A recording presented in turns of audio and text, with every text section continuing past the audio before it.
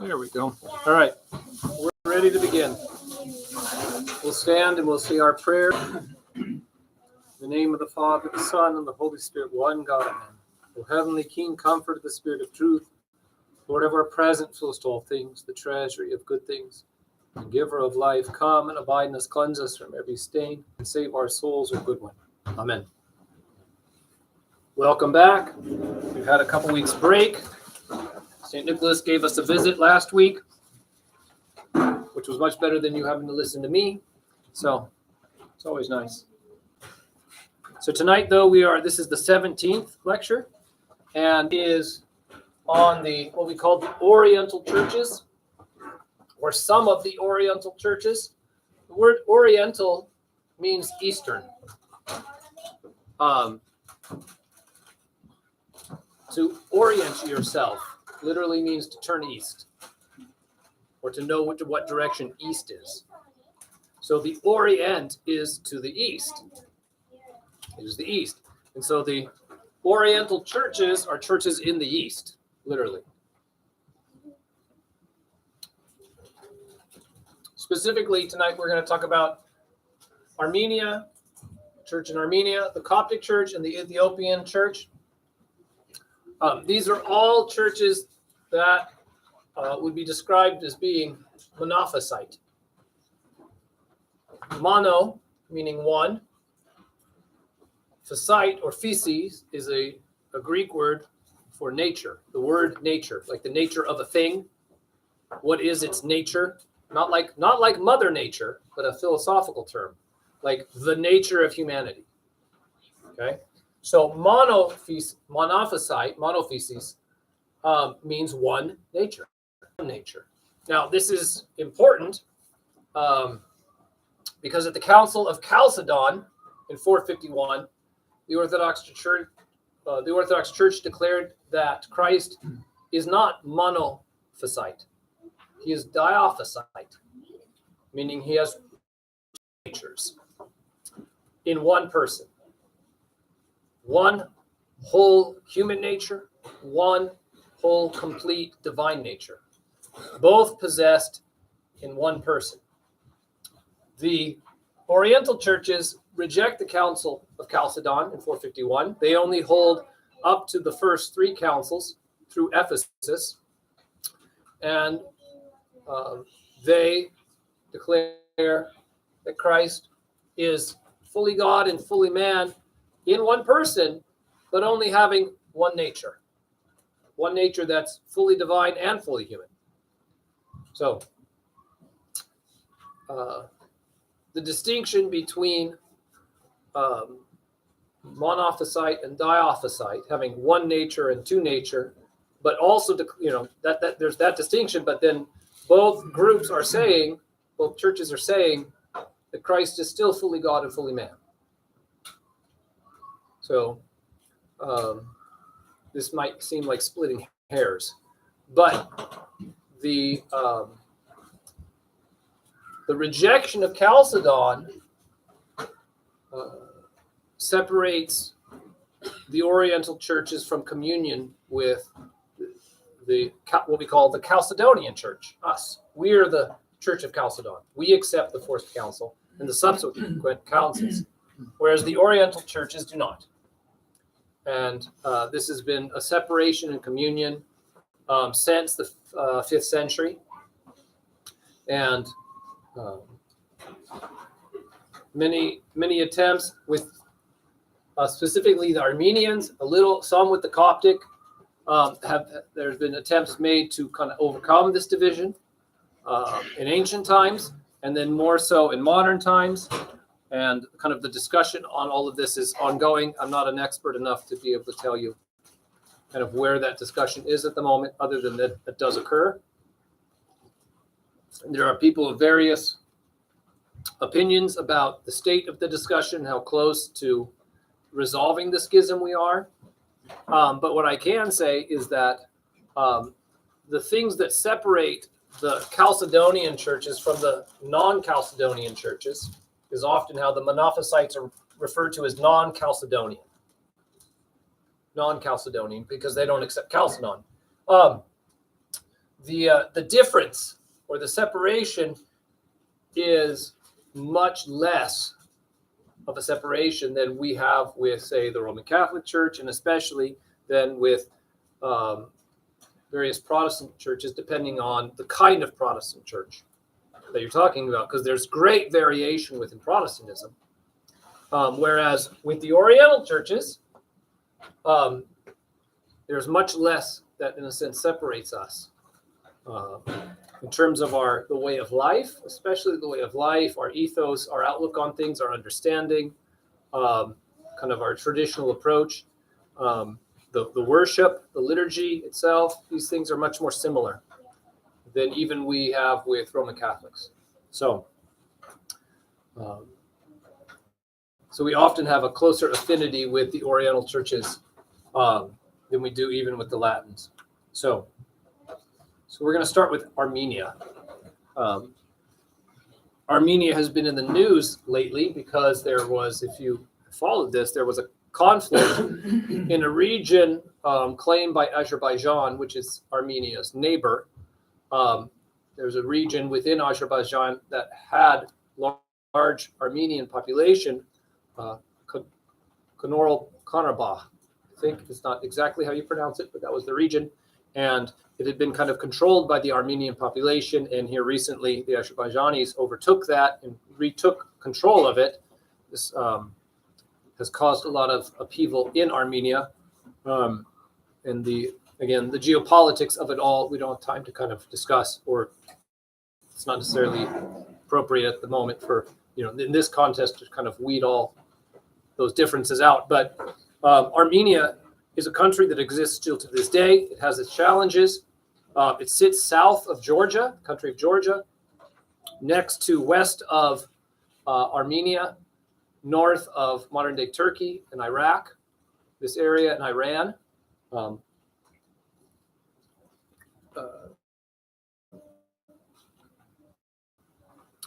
According to tradition, Armenia was evangelized by the apostles Bartholomew and Thaddeus. Armenia became the first country as a nation to adopt Christianity in terms of a large kingdom. The city of Edessa and Kiga-Abgar, in a sense, embraced Christianity as a city shortly after the resurrection of Christ. But in terms of like a kingdom, bigger than a city-state, Armenia is the first as a nation to adopt Christianity. And this was through the work of St. Gregory the Illuminator, or the Illuminer, which we've discussed in a previous lecture. It developed close relations with the Syrians, who provided it with scriptures and liturgy and much of its basic institutional terminology.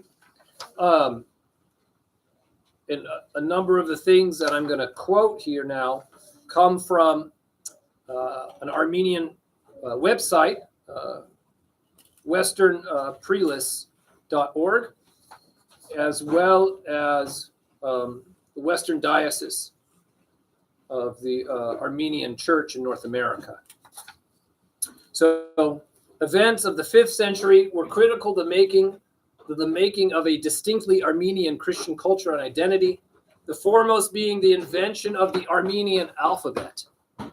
Sometimes we think that Cyrillic, the Slavic alphabet, is the first alphabet invented for the sake of Christian mission work. The Armenian alphabet is actually the first. It is invented in the 5th century by a monk. I think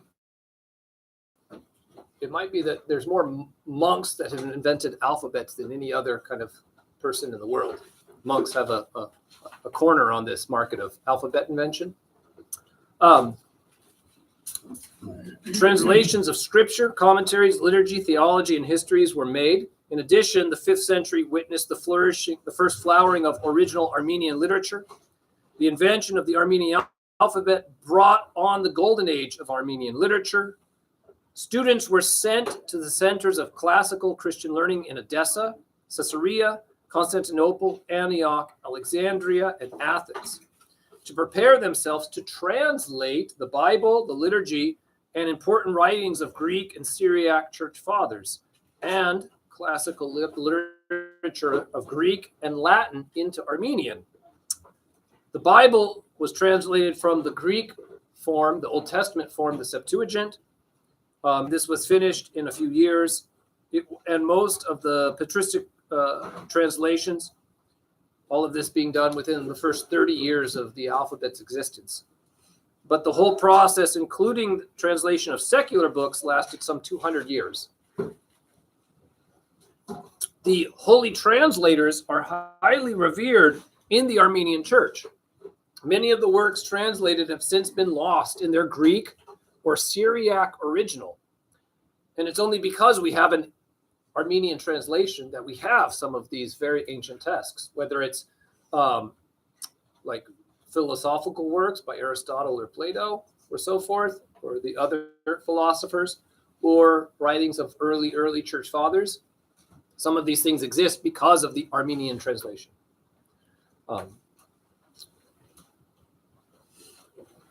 The Armenian church provided the Armenian people with a strong national culture, just at the time the Armenian state was losing its political independence. The Battle of Rayar in 451 against the Persians, though it was a defeat on behalf of the Armenians, lost this battle against the Persians. It made the political power, it caused a shift in where the political center of the Armenian kingdom was. It had to move because of this loss. But the center of the church center also followed this upheaval in this loss. But although this was a defeat, the Armenians under Vartan Mamagonia has been seen as a victory for Armenians because they succeeded in acquiring the right from the Persians to practice their Christian beliefs. So even though the Persians defeated them in the battle, they were able to, in a sense, acquire from the Persians a guarantee that they would not be forced to accept Zoroastrianism. Islam doesn't exist at this point. So, which is seen as a win because it's their faith, their Christian faith, which is a central aspect of their identity as a people. And so this led to continuous upheaval within the Armenian people, and the center of political power had to shift, as well as the center of the church had to shift locations. Thus, in 485, the Catholicos, just like in Georgia, the leading hierarch in the Church of Armenia is also called the Catholicos. He's a patriarch in a sense, but his title is Catholicos. Right? It was transferred to a new capital, Divin. In the 10th century, it moved from Divin to Zorov. Sorry, I'm butchering the names here. Zorovank, and then to Agtamar in 927, and then it moved again in 947, 992, and after the fall of the Armenian kingdom of the Bagratists, in 1045, masses of Armenians migrated to Cilicia, and the Catholicos, together with the people, settled there. It was first established in Favblor in 1062. Then, who's that? It's ringing. Then it moved again in 1072, and then again in 1116, and then again in 1149. So you get this picture of the ecclesiastical capital as well as the political capital, because of invasion and the powers from without are having to transfer continually. And they finally settle in the city of Sis in 1293, the capital of the Cilician kingdom, where it remained for 7 centuries. After the fall of the Armenian kingdom in Cilicia in 1375, the church also assumed the role of national leadership And the Catholicos was recognized as the ethnarch, or the head of the nations, by the Islamic powers that had conquered it. This is often the case of the Islamic kingdoms that would conquer various lands. The religious minorities that were allowed to remain would be kind of, in terms of governance, they were put under the authority of, in a sense, the senior religious figure. And in this case, it was the Catholicos. So all Armenians kind of became civilly under the authority of the bishop. This was the case for the Orthodox as well. The Patriarch of Constantinople becomes the ethnarch of the Greeks, in a sense, or the Romans. This national responsibility considerably broadened the scopes of the church's mission. So since the first days of Christianization, Armenians have followed the Church of Alexandria doctrinally and in ecclesiastical direction, principally through the Cappadocian Fathers. Christologically, they have held the same doctrine as Saint Cyril, who was Patriarch or Pope of Alexandria, and have professed the creed, this is a phrase of his, one nature of the incarnate Word of God, while at the same time accepting the Council of Ephesus of 431, in which Cyril was the champion. St. Cyril is an Orthodox saint as well. So Cyril and the Cappadocian Fathers, all of these, the Church of Alexandria, this is a common history up until 451, the Council of Chalcedon, in which the Orthodox at Chalcedon proclaimed that Christ has two natures, one divine and one human, as we talked about earlier.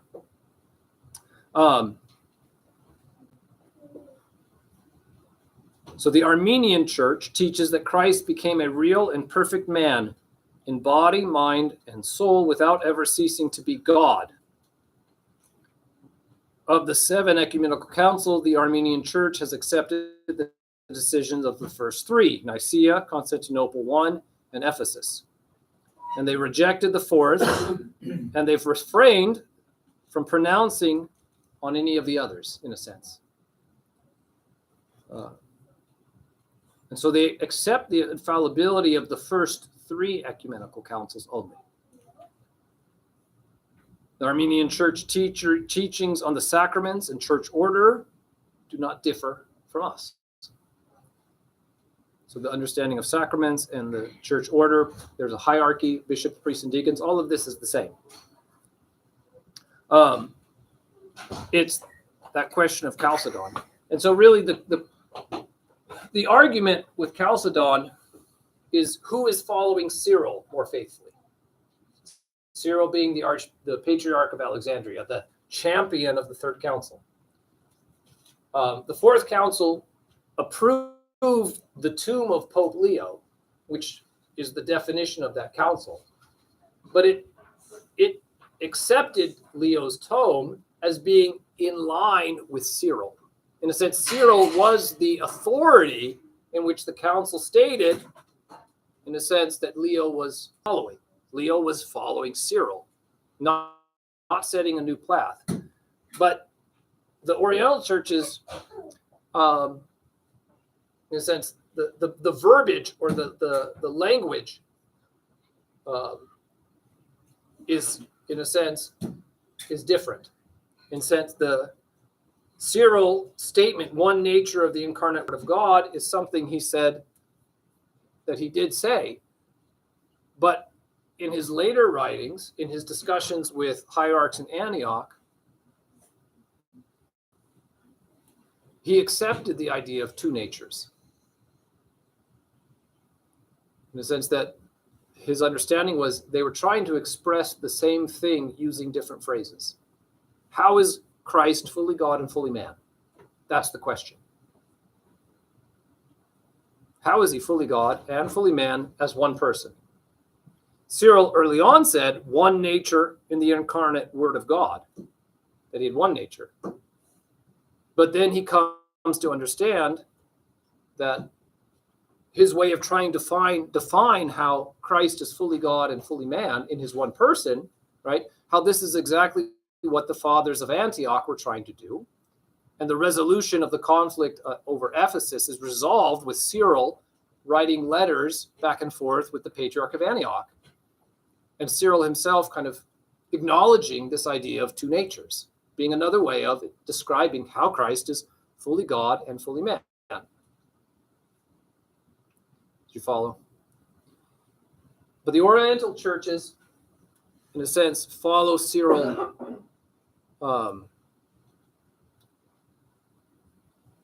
In a sense, I would say, how would we best describe this?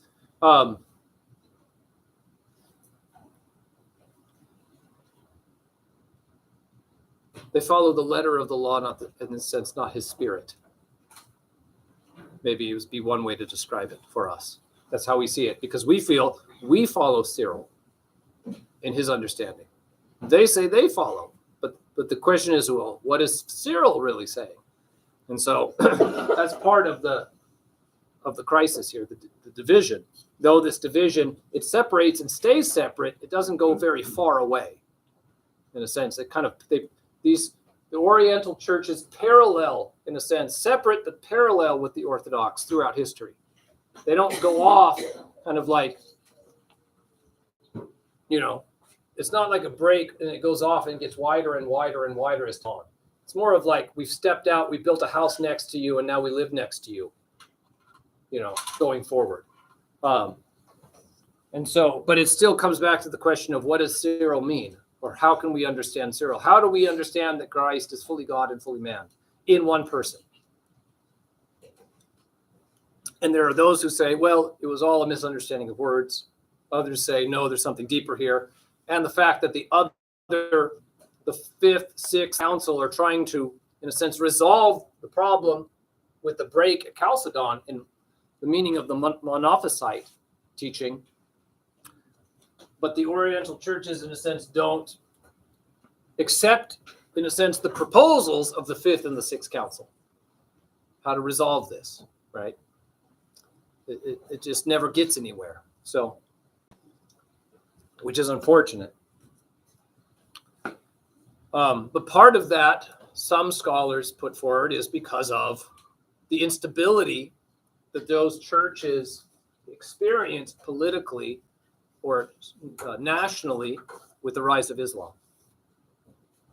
And so we'll cover that here shortly. So the Armenian Apostolic Church has four parts. There's, in a sense, you could say four Armenian churches. They're all in communion with each other. But in a sense, there are four divisions within it. Two are headed by Catholicos, and this is at its ancient capital of Ejmiadzin and Cilicia. And there are two patriarchates, one at Constantinople and one in Jerusalem. So the Armenians have a patriarch of Jerusalem, a patriarch of Constantinople, and two Catholicoses. So four. The Catholicos in the ancient capital of Ejmiadzin is generally recognized as the head of the whole church and bears the title of Supreme Patriarch and Catholicos of all Armenians. The Catholicos of Cilicia, who bears the title of Catholicos of the Great House of Cilicia, owes, in a sense, allegiance to the first Catholicos, but has his own autonomy. He runs his own show. The Patriarchate of Jerusalem was founded early in the 14th century when the monastery of St. James in Jerusalem proclaimed its bishop, Sargis, an independent patriarch. The Patriarch of Constantinople was created in 1461 by the Ottoman Sultan Mehmed II, who appointed a local bishop to be the religious leader of the entire Armenian community in the Ottoman Empire. Because the territory involved included the majority of Armenians, the Patriarch of Constantinople, while owing spiritual allegiance to the Catholicos of Ejmiadzin, was effectively the most powerful prelate in the Armenian church until the end of the Ottoman Empire after World War I. The Armenian church was greatly affected by two phenomena in the 20th century. The Armenian genocide by Turkey, in which 1.5 million Armenians died, and the Soviets taking over Eastern Armenia, which ushered in 7 decades of official atheism. The genocide essentially destroyed the church in Turkey, where only a remnant remains now. It has also profoundly affected the way in which the Armenian church approaches the idea of suffering in this world. The church thrived in the diaspora, or what they call the diaspora, meaning here and in Western Europe. And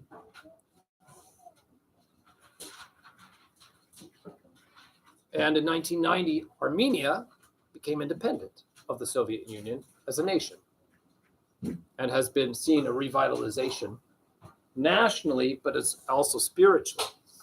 So, questions on the Armenia?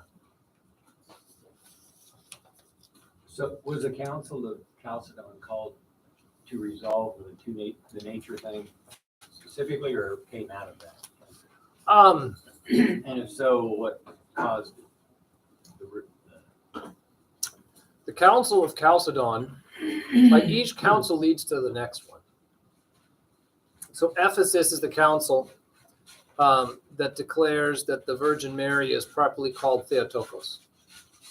That Christ, like Theotokos meaning she who contained God, she who just gave birth, but within her womb, God was contained, right? Meaning, right, this is important, it means that Christ fully became a man.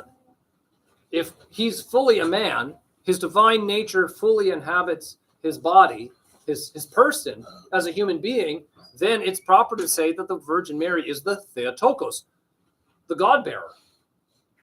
Does that make sense?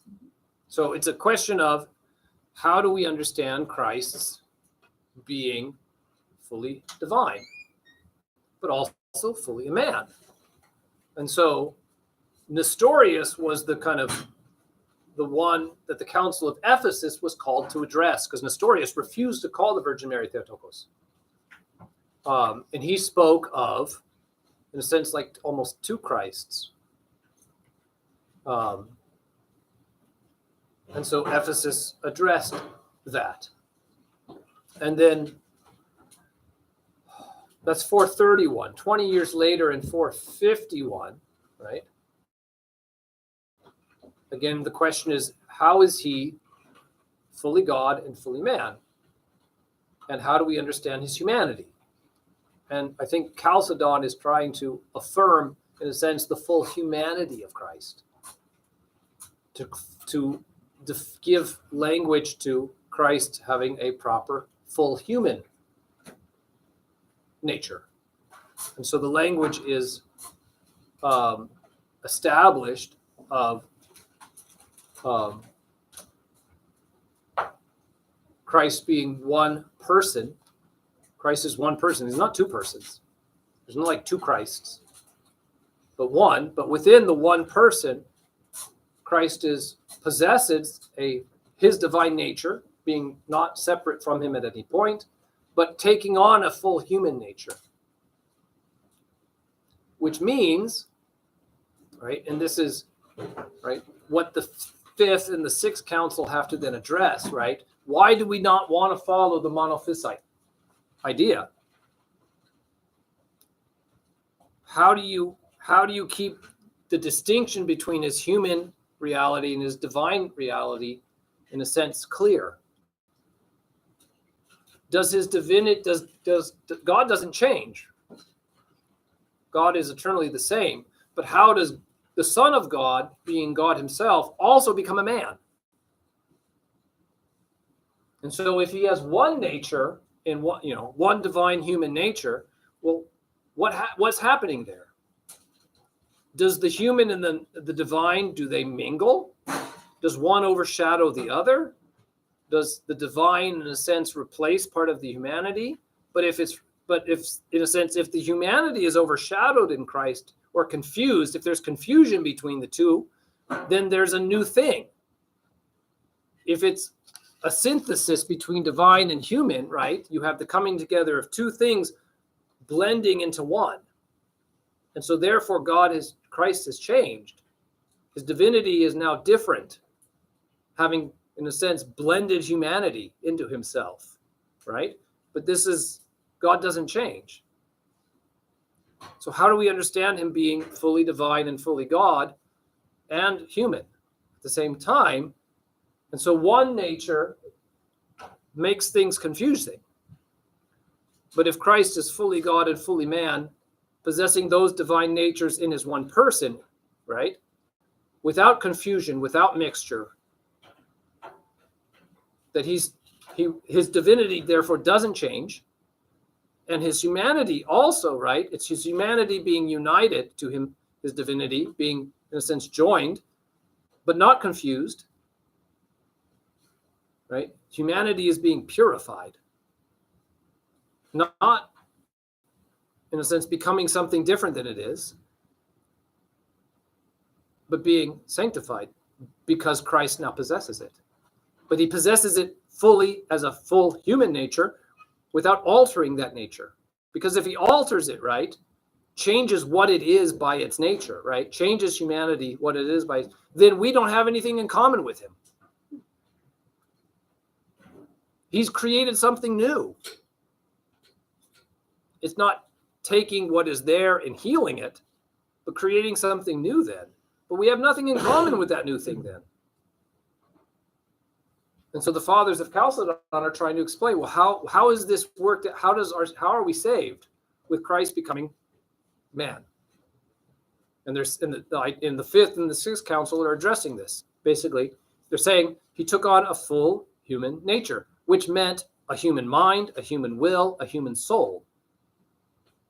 All those things. That's what a full human person has, right? A human mind, a human soul, a human will. And if those things have been taken on, right? If they've been taken into Christ, then they've been sanctified. They've been healed. They've been made holy. And therefore, what we possess in our humanity can become conformed to that which Christ now possesses. Because he shares that healed humanity with us. Does it follow? So therefore, his human nature has to be retained intact. It can't be kind of some of it kept and some of it thrown out. Right? He has to have two wills, a divine will and a human will. He has to have a human soul. Because when he dies, what goes down into Hades? His human soul, but his human soul united to divinity. Because in his person, he's not people, he's one person, possessing within himself full human nature and his divine nature. So this is the Chalcedonian explanation. Yes? So this probably wasn't a debate. Like, you don't see or hear. Oh, no, you had debates. They would debate this stuff. In the council at Chalcedon, we have the records. Thank you. And the people being kind of, who were on the Monophysite side were present, right? And they were able to speak. And it was a back and a forth and there was very much a sense of debate. Correct. I agree with you that there was debates. Yeah. But these debates weren't when Jesus just passed away and you have Paul and them. They all believed. It wasn't until people started questioning that these debates. So you don't see Paul and the first apostles and them all of a sudden questioning. They were by faith believing what was happening. They were believing, but they also had to defend. So in Paul's epistles, Paul has to explain how Jesus is God and man. John's gospel is a defense of how Jesus is God and man. Okay. Yeah. So these aren't new issues in Chalcedon, right? And what Chalcedon, and even we would say the Monophysites are trying to say, well, we're just trying to uphold the ancient tradition of Cyril. But the fathers at Chalcedon were saying, no, we actually more accurately uphold Cyril in his understanding and so forth. So it's a wonder they didn't have a split off and have the Church of Cyril. well, that's what the Monophysites basically are saying. They're the Church of Cyril. Not As they're the kind Church of- Jesus. It's not, they're not rejecting Christ. They're just saying Cyril is the one who's, their understanding of Cyril is the right way of understanding who Jesus is. Yeah. So, Paul? It's still confusing. That's okay. You're 9. It should be confusing to 9-year-olds. It's confusing to me in my 40s. So, to try and weed through all of these things. So, let's see. So, but that then takes us. So, the Armenians are just one, though, of a number. There's actually 6 Oriental churches. The Coptic church being the next one that we're going to talk about. The term Coptic is derived from the Greek Aegyptos, which means Egypt or Egyptian. When the Arabs arrived in Egypt in the 7th century, they called the Egyptians Qibt. Thus, the Arabic word Qibt came to mean both Egyptians and Christians. Just like the word Roman, by the time of the Ottomans, means Roman citizen or Roman imperial member of the Roman Empire, right? It also is synonymous with being a Christian. Do you follow? So Coptic is, in a sense, comes out of this, is derived from these terms. So the Coptic church sees itself as the Christian church founded in Egypt. The Copts see themselves as the ancestors of the ancient Egyptians. They are the modern sons of the pharaohs. Islam comes in and conquers them, and Arabs come in and take predominance power in the region, in a sense. But the Copts, in a sense, are the authentic indigenous people of Egypt, though they're a very small minority now. Okay. So the most important city in Egypt at this time of the ancient world is Alexandria. Remember, Alexandria is founded by Alexander the Great. He goes and conquers much of the known world in about 330 BC. He establishes the city of Alexandria, named for himself.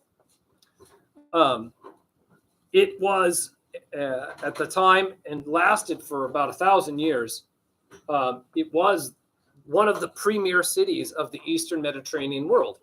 It's where the East and met West. It was a place of Greek philosophy, which thrived there. The great Library of Alexandria, which is one of the 7 wonders of the ancient world, I believe. It's also a center of Jewish learning. It's there that the Bible, the Old Testament, thank you, is translated from Hebrew into Greek.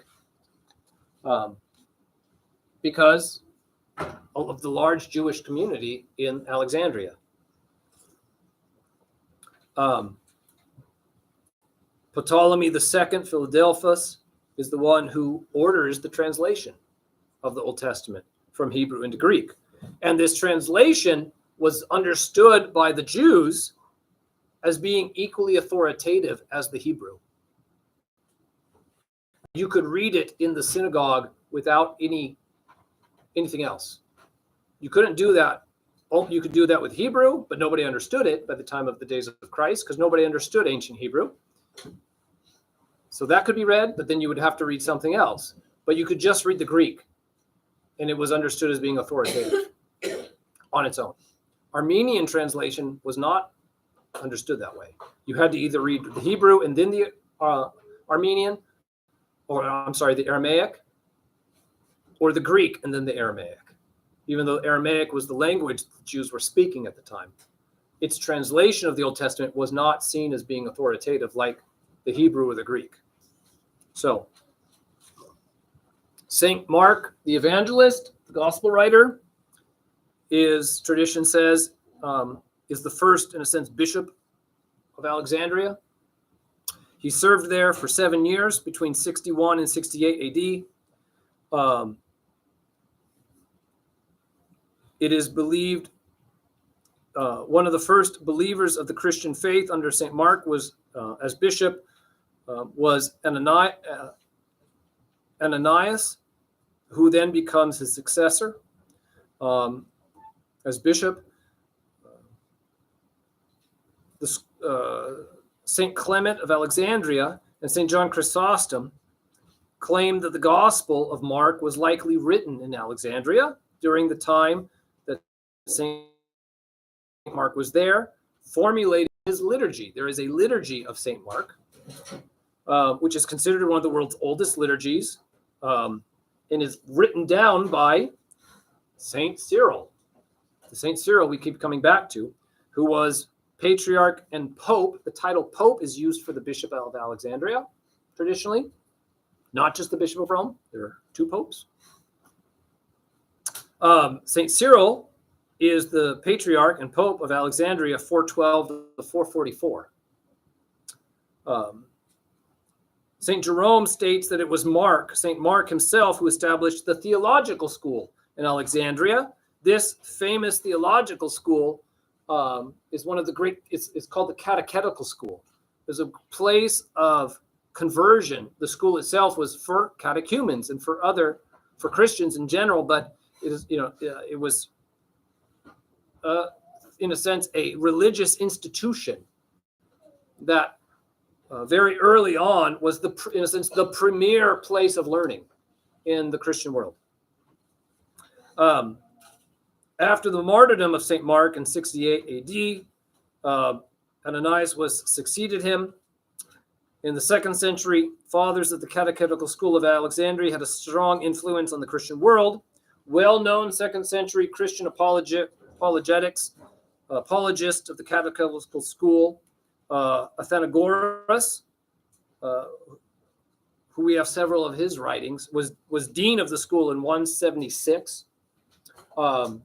His treatise on the resurrection of the dead and an embassy for the Christians we have possession of. Clement of Alexandria, who I mentioned before, he was dean of the school in 190 and died in 215.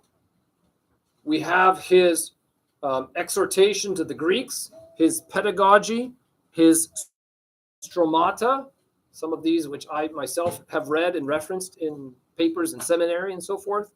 And of course, Origen, who was the head of the school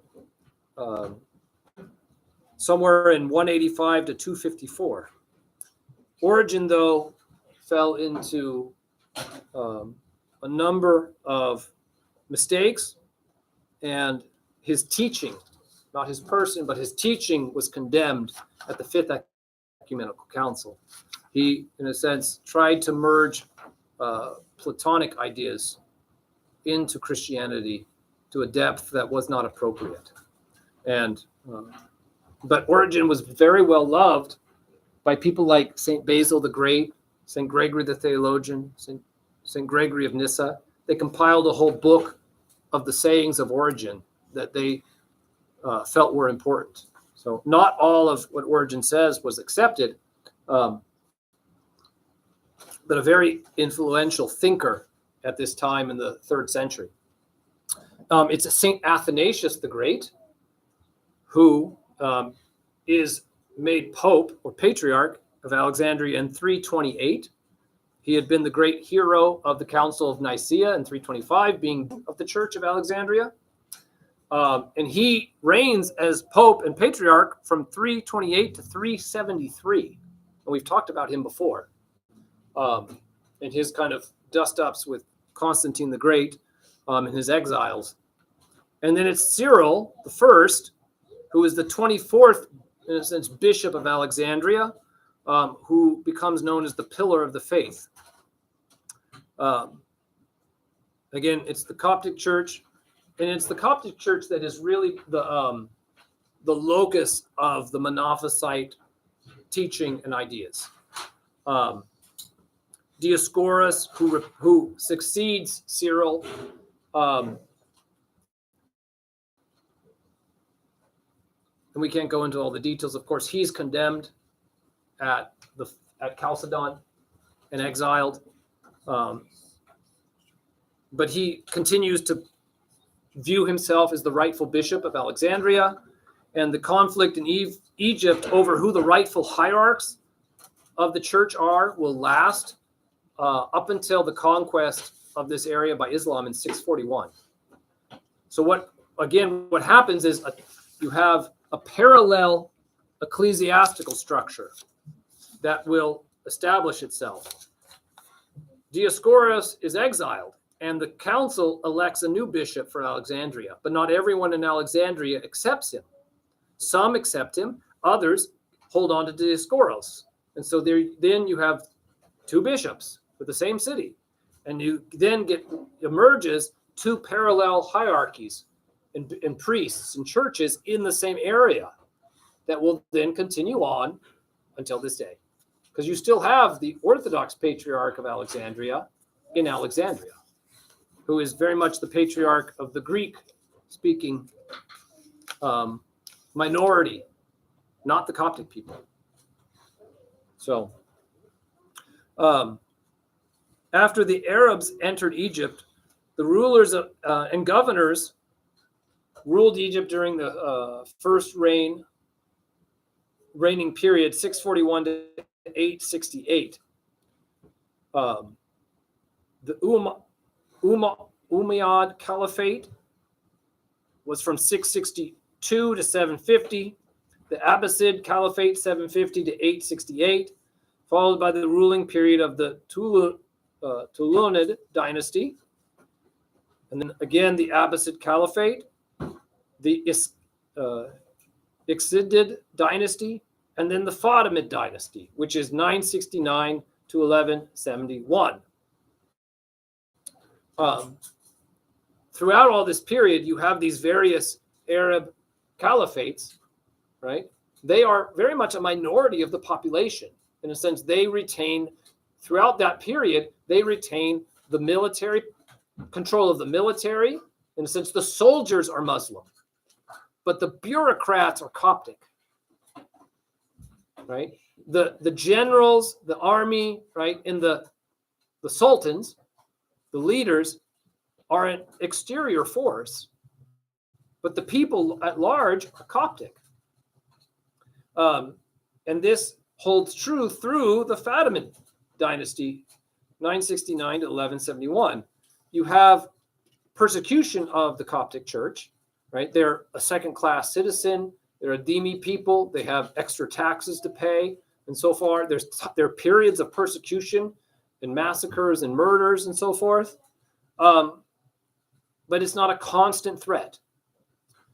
So by the 12th century, Coptic Christians had, but you have this kind of this Arab culture, Arabization that comes in with the conquering people. And by the 12th century, Arabic is pretty much the language used by everyone instead of Coptic. Coptic is retained as the ceremonial language of the services, but everybody speaks Arabic now. But not everyone has become Muslim. But because of this Arabization, the Coptic people very much had lost their connection to the Hellenistic or Roman world by this point in the 12th century. The Coptic Christians faced immense suffering throughout their history under Islamic rule. There was pressure to convert to Islam, and this continued to drain the population of Coptic Christians, as was the case wherever Islam spread. but it was never decimated. The Coptic Patriarch, through the Middle Ages, retained his authority as the head of the Coptic Church, as well as the head of the Nubian Church and the Ethiopian Church, which we'll get to. Coptic influence is evident in the Ethiopian Church to this day, whereas the Nubian Church ceased to exist by 1500. Nubia is that part of southern Egypt and part of Sudan, that there was its own distinct Nubian Christianity, but it was a part of the Coptic Church. But all of that's been lost to history. The patriarchal throne was moved to Cairo from Alexandria during the Fatima period. Alexandria remained the patriarchal throne of the Chalcedonian patriarch. The Fatimid period was relatively peaceful for the Coptic Christians. They retained positions of importance in the government and society. This was a double-edged sword, since Muslims of lower class resented the prosperous Christians, especially if he was employed as a tax collector. Many a Christian tax collector was handed over to the angry mob so that they could vent their anger at government by abusing the Christian tax collector. The Crusades did not help the Coptic Christians, who fell under suspicion as being collaborators with the Latin Crusaders. With the rise of the Mamluk dynasty, 1250 to 1570, this saw the end to any Coptic prosperity. So up to this point, you could have Coptic Christians serving in government bureaucracies, kind of in all walks of life. And by and large, they could remain fairly prosperous, though they had an extra tax burden. But the Mamluk dynasty brought much greater forced conversion to Islam, which became common and widespread, not just in Egypt, but everywhere that the Mamluks controlled the territory. By the 1400s, the Coptic community was radically reduced, becoming a small minority for the first time. The Mamluk did not treat the Copts in such a manner. It's not only them, the Copts, but also the Armenians and the Nestorians, the Maronites, along with other Muslim minorities that the Mamluks treated rather harshly. And so to this day now, you have a Coptic community still in Egypt. They're led by a pope still. Pope Shenouda III was their pope up until 2017 when he reposed. And I cannot remember the name of the current pope. It starts with a T. I don't want to mispronounce it. Throughout the last couple hundred years, they've seen much of a resurgence in Egypt, especially when Egypt was ruled by more secular powers. Coptic Christians have, in a sense, been able to thrive throughout the 19th century when you had a much more liberalizing of Egyptian society, and through the parts of the 20th century. But whenever a Islamic dictatorship or kingdom kind of reemerges, much more pressure then is reasserted on the Coptic communities. And then, of course, we saw the emergence of ISIS here in the last number of years, and there was a horrific martyrdom of a number of Coptic Christians who were beheaded by ISIS. They were put in those orange jumpsuits and they were kind of lined up, and those were Copts. So they have suffered greatly throughout history, and it's kind of a wonder that they survived to this point. And then this takes us now, the last few minutes, to Ethiopia. According to traditional sources, paganism as well as Judaism was practiced side by side in Ethiopia before the introduction of Christianity. Although Christianity became the official religion of the Aksumite kingdom, the kingdom of Aksum, that's what the name of the Ethiopian kingdom was early on, in the 4th century, the religion had been known in Ethiopia since a much earlier time. Again, in the Acts of the Apostles, you have the Ethiopian eunuch of Queen Candace, which tradition holds, where did he go? He went back to Ethiopia.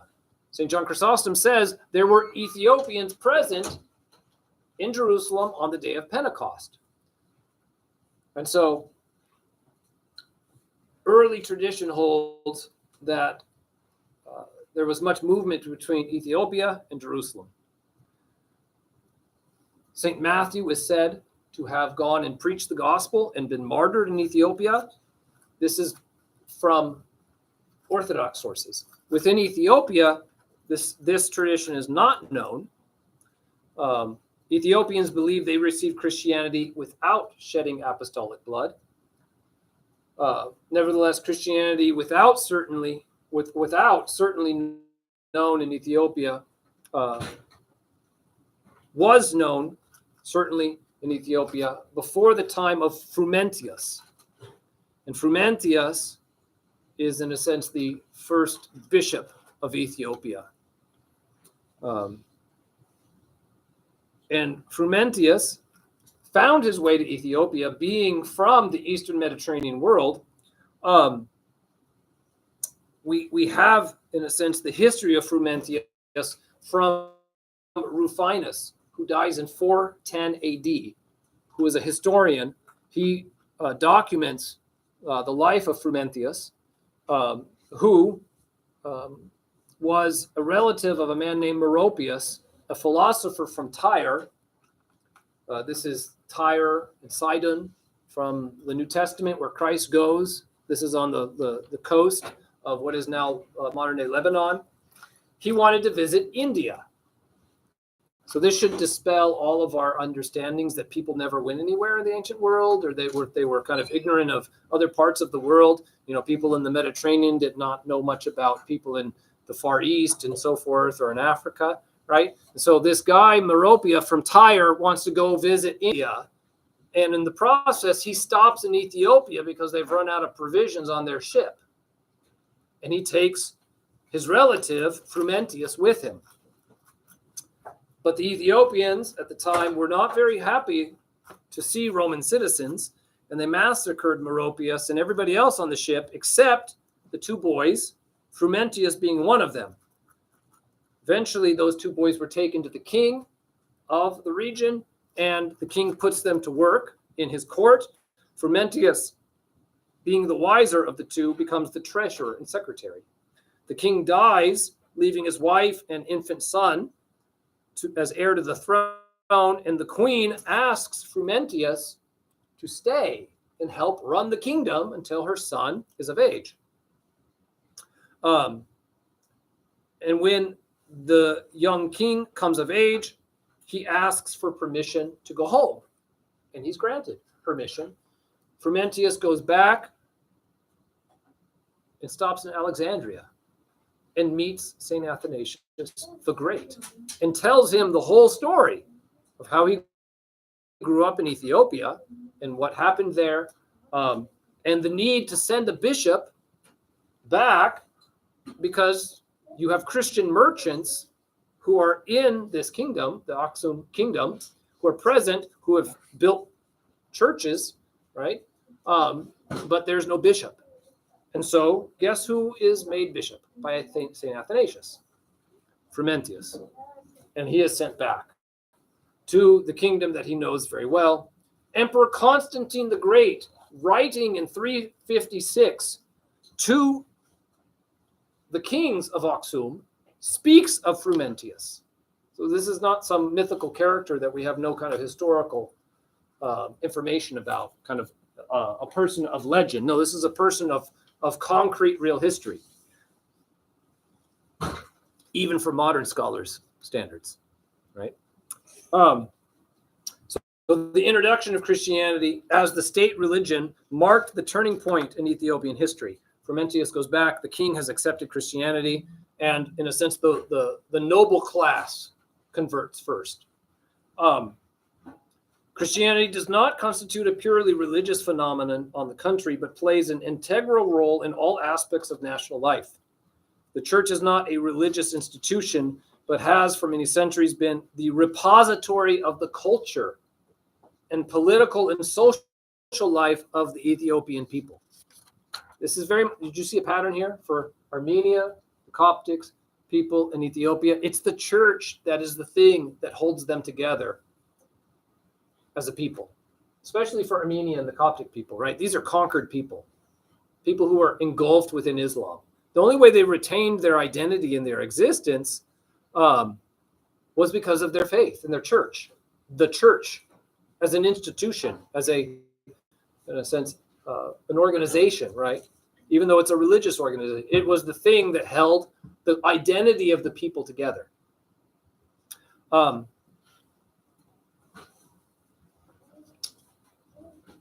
So the royal court first embraces the faith, and then gradually this penetrates among the common people, but it was not forced in Ethiopia. Conversion was not forced in any way at this time. The Ethiopian church holds St. Athanasius in special veneration. He was canonized as a saint by them. The work of his work, The Life of St. Anthony, was translated early on into the Ethiopian language. One of the 14, the Church of Ethiopia has 14 anaphoras, or 14 liturgies. One of them is attributed to St. Athanasius, and another to the 318 fathers of the First Ecumenical Council. So they recite the creed the same way we do, as well as the Armenians and the Coptic Church. According to the chronological list of the Ethiopian bishops, Frumentius was succeeded by Bishop Minos of Egyptian origin. And from this time onward, the unique institution of the Metropolitan of Ethiopia was held by a member of the Coptic Church from Egypt until 1951. All bishops were of Coptic origin. For the history of Ethiopia, usually there being the Metropolitan and several other diocesan bishops. And again, this doesn't change until 1951. The major contribution in the missionary field of the Ethiopian people was why the group of 9 saints. There's a group of 9 saints that come to the kingdom of Aksum around 480. Okay, this is after Chalcedon. And these 9 saints are Monophysite, coming from the Coptic Church. They come because they don't find welcome in the Roman Empire, because they are teaching their Monophysite understanding of Christ. And so that's why they end up first in Egypt and then come down south into Ethiopia. In Aksum, they studied the language and became familiar with the people and customs. After this preparation, they set out in different directions to proselytize and introduce monastic institutions. They were monks, Coptic monks. And therefore, within the church in Ethiopia, monasticism has a very strong presence. Very much the native clergy are monastic clergy. The bishops were Coptic, but the priests were all Egyptians. And within the structure of society, the king, one of his lead officials, his lead advisors, was a specific monk, a monk with a specific title.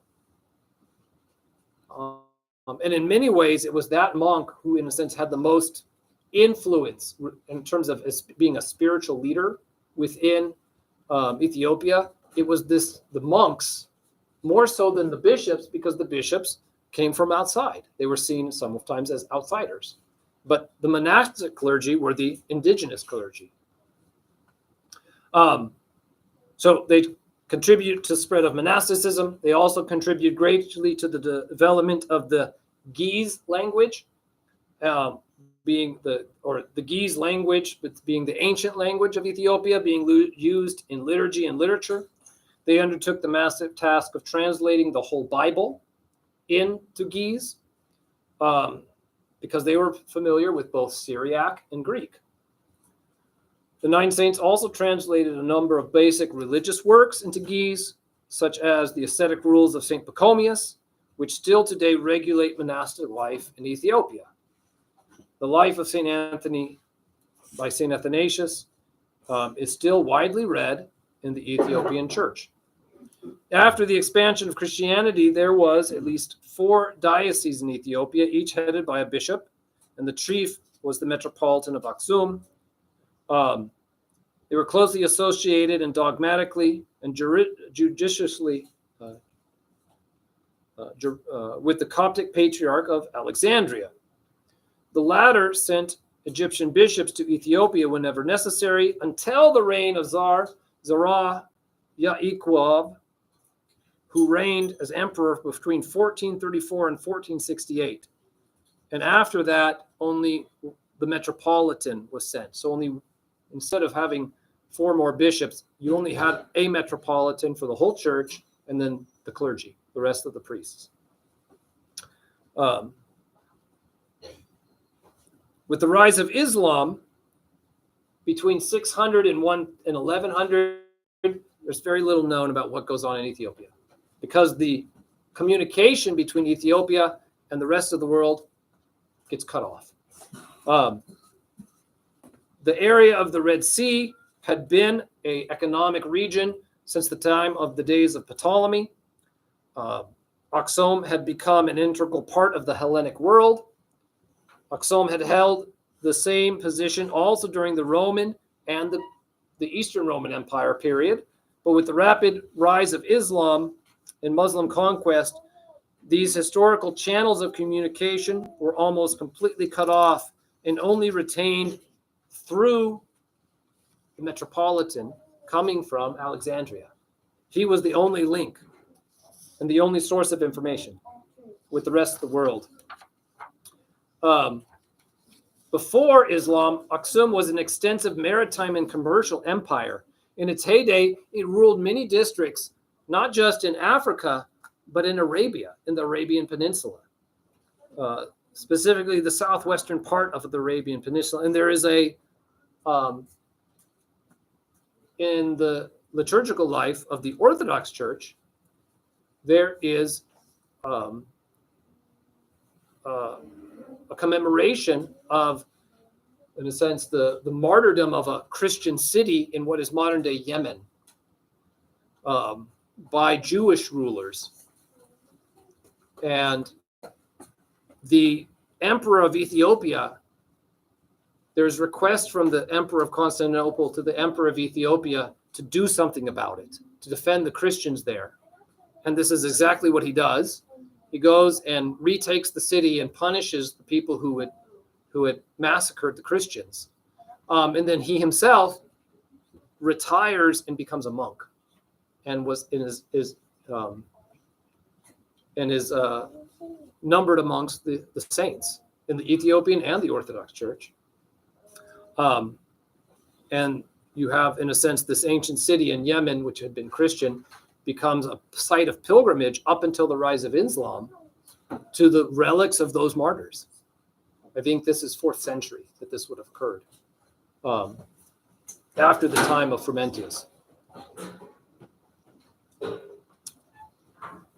Between 1200 and 1526, you have, in a sense, a period of revival within Ethiopia, politically. The capital is moved to Zagwe, or the capital of the Zagwe kings is moved to the modern-day city of Lalibela. And in the city you have, this is if you see pictures of Ethiopia, and you see this like stone churches that are kind of etched out of the ground, like they've dug down into the rock and quarried out a cross-shaped church, and then kind of go into the rock and quarried out the interior to make a church. This is the time period of those churches in Lalibela.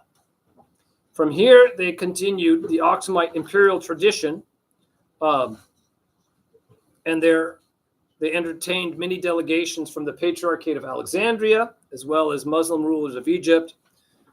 King Yimra of Lalibela is the greatest king of the Zagwe dynasty, had many contacts with the Eastern Mediterranean region and Egypt.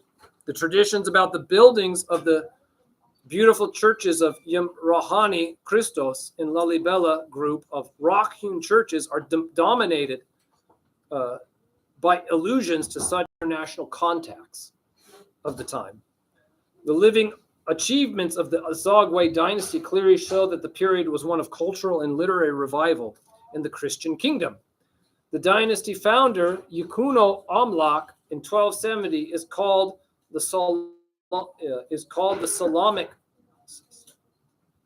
Solomonic dynasty.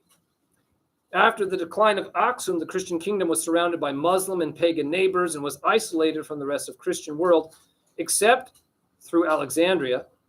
And during all this period, the most important religious book in the possession of the Ethiopians was the Holy Bible, which they took much inspiration, taking accounts probably of the similar beleaguered circumstances. The Ethiopians began to identify themselves with Israel and to deliberately imitate and adopt many of the institutions of the Old Testament. The most important expression of this attitude is the gradual identification of the Ethiopian ruling house with the family of King Solomon of Israel. This tradition is embodied in the Kebra Negest, compiled in the 13th century, which tells the Ethiopic version of the legend of the Queen of Sheba. The Solomonic tradition was particularly important after Yukuno Amlak founded his dynasty. All his descendants adopted the name of the House of Israel, and no one who did not belong to this house could accede to the throne in the whole of the late medieval period. Yukuno Amlak's grandson, King Amde Seon, 1314 to 44, dealt effectively with the Muslim kingdoms around him, and from this time on, the Christian kingdom maintained its dominant position until the 16th century. It's at this time period where the kings see themselves as the descendants of the child of the Queen of Sheba. The story being that the Queen of Sheba goes up, she comes home bearing the child of Solomon, and that her son, who is born to her, then goes back, eventually sees his father, Solomon, and brings the Ark of the Covenant back to Ethiopia, which they say they possess to this day.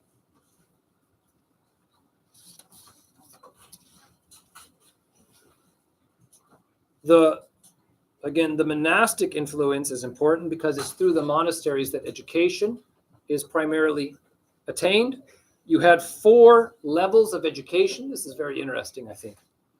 The first level, concentrating on training children how to read. The next stage was usually in one in which the course of church music was given at different levels. So you learn to read, then you learn to sing. It is apparent that this elaborate program of musical studies was at its height of its development in the 15th and the 16th centuries. The third stage of education is usually called the poetry school. The most important aim of this school was to increase the level of comprehension of the church scholar and to make him a master of Ethiopian grammar. An essential element of training is the drilling the student to compose poems of different levels of complexity. To pass through the 8 or 9 stages of the poetry school, a student often needed more than 2 years. But if the scholar had the intention of becoming a master, he spent sometimes 10 years visiting as many different masters as possible because there was numerous schools. The poetry school was one of the most prestigious institutions to have gone through. And its inmates, its members could hope for some of the highest positions in both the church and the state, because this is how you got educated just in general. The next and last stage was the mastery of the interpretations of all the canonical books of the church, meaning the Bible. As well, the Ethiopian clergy had developed an elaborate system of analytical studies of each of the books of the Old and New Testament, as well as canon law.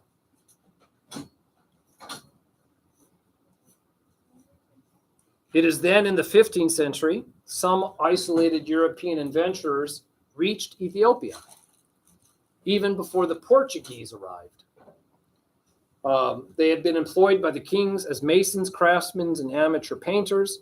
When official relations were later initiated with the Portuguese, it was precisely the interest of the Ethiopians to gain, in a sense, knowledge of the material civilization of Europe and the technology and so forth, advancements that they had.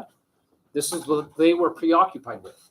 The Portuguese, though, almost completely ignorant of the history and spiritual heritage of the Ethiopian church, the Portuguese sought to act as the agents of the Bishop of Rome, to subjugate the Ethiopian Christians to the Bishop of Rome.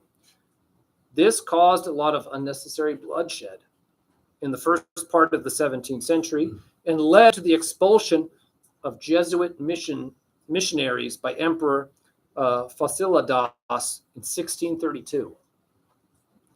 The Jesuit experience was very bitter for the Ethiopian church, and it led to 2 centuries of internal reflection and doctrinal, in a sense, questioning, and a desire to purge out anything that the Jesuits had brought.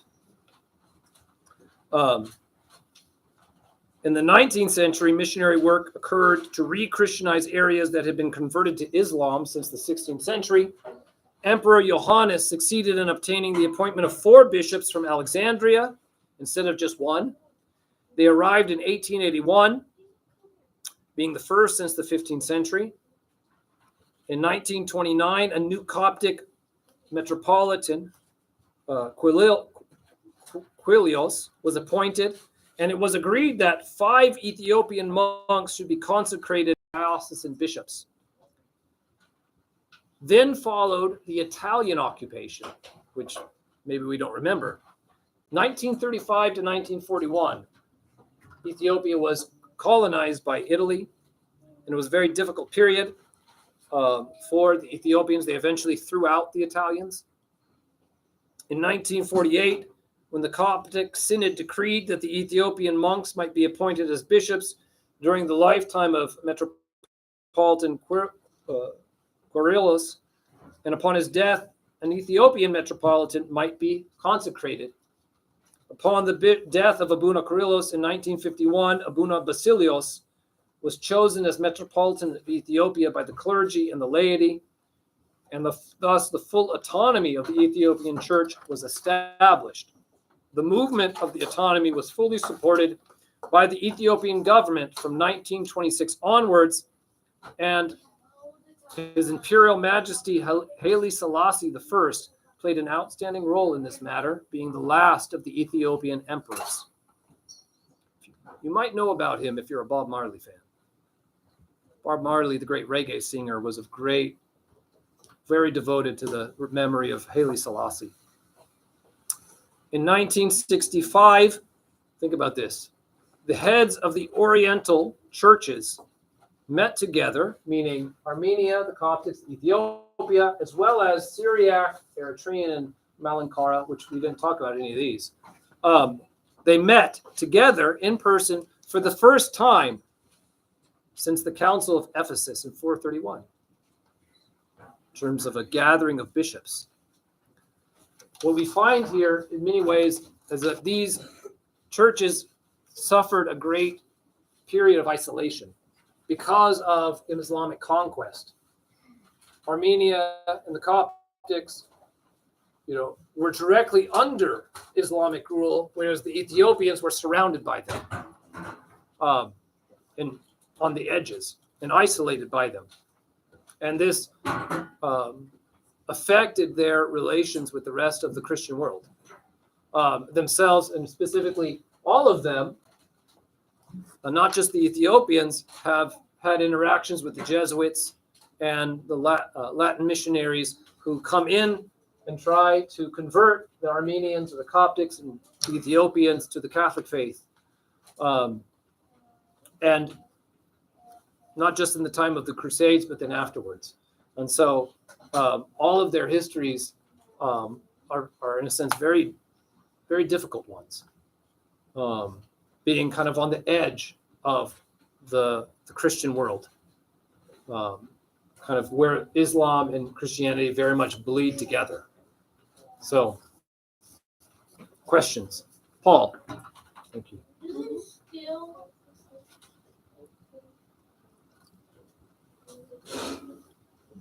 What's that? Can you repeat the question, Paul? I didn't hear it. Or did you forget?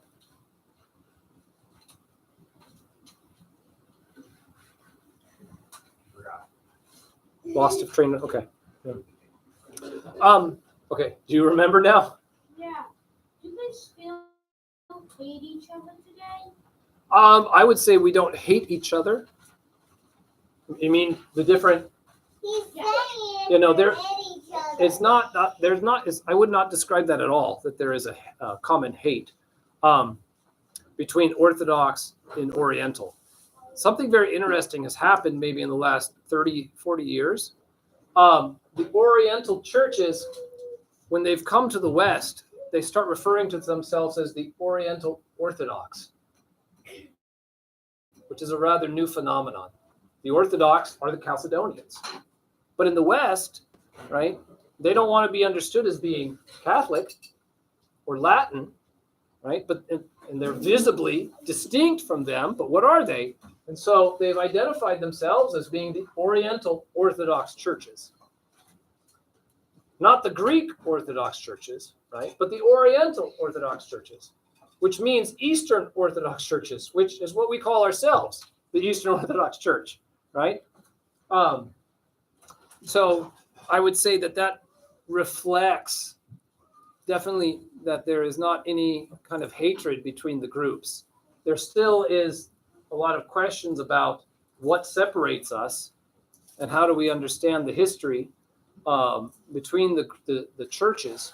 But I would say, in my experience, if there is an Oriental Christian, but there is no Oriental church nearby, that they would first choose to come to an Orthodox church because it's most familiar to them. And so we find this locally in Manhattan, in Wichita, where they're in Garden City, Kansas. Or there's an Oriental church, or there. No, there's a lot of Oriental Christians. Specifically, I think in Garden City, we have a ton of Ethiopians, but no Ethiopian church. So they go to Three Holy Hierarchs Orthodox Church and have their children baptized there, right? Because it's the closest thing to them, right? The Ethiopians readily come to an Orthodox church if they don't have one of their own very much. The same with the Coptics. They will find themselves more comfortable in an Orthodox church than anywhere else. Armenians, I don't have much experience with, even though Glendale, California is maybe the second place in the world outside of Armenia where you find large concentration of Armenians. But you have a lot of Armenian churches there, along with there in New York City, kind of the two places in the West. But I haven't had as much interaction with the Armenians as with the Coptics and the Ethiopians. And as well as Syriacs, the Eritreans and the Ethiopians are very much, Eritrea is a modern day kind of, Ethiopia broke into two different countries, Eritrea and Ethiopia. So we're kind of speaking about the same, very similar church. Malankar, these are Christians from India. And again, very similar. The Malankara, in our country, they don't have a seminary in North America. And so their students attend our seminaries. Their bishops, I had a fellow seminarian from the Malankar Church as one of my fellow seminaries at St. Tikhon's. They regularly attend our St. Vladimir's and St. Tikhon's, I think Holy Cross and so forth. So that's kind of, if that gives you a picture of kind of our relations with one another. The Malankar are interesting. They've lost a lot of their history because of British colonialism. The British came in, I think, as I understand it, kind of took a lot of their history, wiped it away, and they're much a sense of kind of having to kind of rediscover who they are, but they understand themselves to be the Thomas Christians, because the Apostle Thomas evangelizes India. They are the indigenous Christians that descend him. So, but they are one of the groups that didn't accept Chalcedon because of their connection with the Syriacs as well. But that's a whole nother story, which we don't have time to get into. So, any other questions? Do the Orientals and Orthodox commune together? No, we're not in communion. So, which means we don't take communion at each other's churches.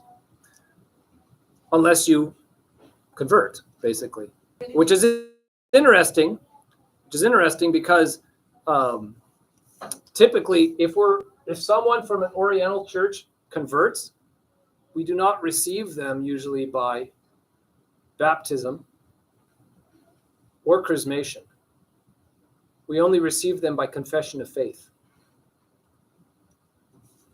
This is another different element to our understanding of kind of like the separation is not seen as being as stark, right? Historically, there have been times when we have baptized Roman Catholics who convert, and they've baptized Orthodox who have converted, right? But we usually just chrismate them. But we don't even do that with Orientals. They confess, in a sense, make a confession of faith, accepting Chalcedon, and that's it. And that's the same with the Ethiopians. So then how can they have their babies baptized? Because they choose to. Well, they ask to have their children baptized in our churches. At least in Garden City, because there is no Ethiopian church. But it's in a sense they see it as being close enough that they're comfortable having their children baptized in the Orthodox Church, right? They're not going back and forth, That doesn't make the children Orthodox. It does make them Orthodox, yeah. But they're not, the parents are fine with that, right? Even though they're from an Ethiopian background, right? There's not this sense of being distant. There's not this great sense of distance is the point, I guess, right? And so they come, there's no Ethiopian church. They feel comfortable, right, with our own people. So not all, but many. So any other questions? All right. Next week we meet. We'll have class. I haven't even looked ahead to the schedule to what we'll discuss. I think we're going to finally get to the fall of Constantinople, if I remember right, and talking about St. Gregory Palamas. That will be, I think that's what we cover next week. And then Christmas comes, we'll have another break. Instead, we'll be singing Christmas carols on Wednesday night. I guess we could stream that on YouTube if we really wanted to, maybe not. And we'll have our kind of parish feast Wednesday night, the 27th of December. And we'll sing Christmas carols and eat and just no class. So, yeah. And so then we'll move on. And there's only supposed to be 25 of these. We're in 17, and we're still only in like the 15th century. So got 600 years still to get through. So we'll see if we can manage it. So God bless you all. 100 years.